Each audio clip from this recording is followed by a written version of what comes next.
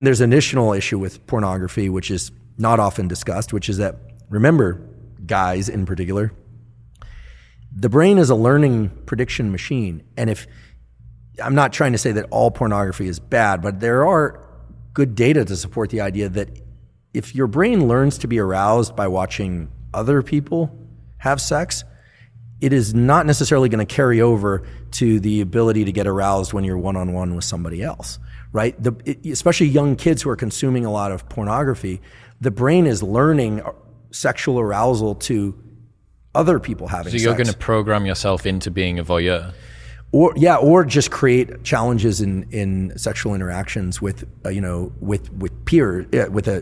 real partner. Right? Mary Harrington has the 3 laws of pornodynamics, and the second law of pornodynamics is the law of FAP entropy, and it says that whatever you start out wanking to will get progressively more intense over time. And I think that this is sort of speaking to that ever sort of escalating amount of the wildness that you need to watch in order to get an ever decreasing stimulus that comes back. Yeah, and here I'm approaching this only through the lens of biology, right? I'm not a psychologist, and I'm certainly not political in any way. At least not. I have ideas about politics, but I just don't discuss them publicly.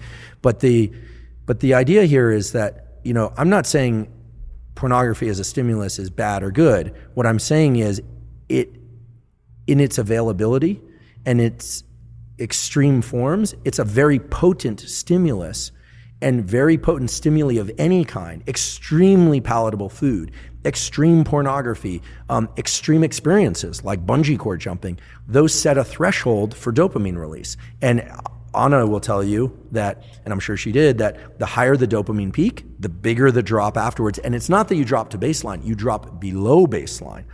So again, it's not, these things aren't good or bad, they just have to be controlled in a way, because when people are pursuing dopamine peaks over and over and over and they aren't getting them, typically it's because they've been pursuing that activity far too often.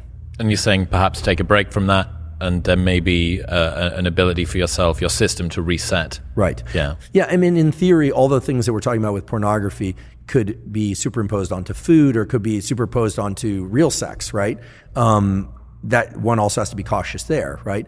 But the cycling back and forth between dopamine and low dopamine states, dopamine fasting as it were, but maybe just low dopamine states, these are natural rhythms that existed in the nervous system. We have to remember what the dopaminergic system is there for.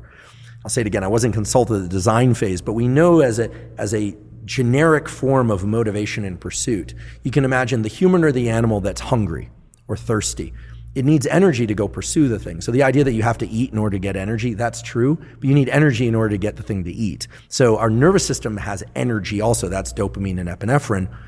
Yes, we use glucose and glycogen, et cetera, when we're pursuing things, but the idea here is you're pursuing something, and then either by smell or by sight, you think you're on the right track. So you go down that track, and then, there it is. You get some berries, or you get, let's get prehistoric about this, or you get to kill the prey and eat it, and then it gives you energy to continue this pursuit or to reproduce. I mean, there's a reason why humans and other animals seek out reproduction, is that every species, but certainly humans, have 2 innate desires built into them. Whether or not they decide to actualize this or not is the desire to protect young and make more of its own species. Every successful species does that.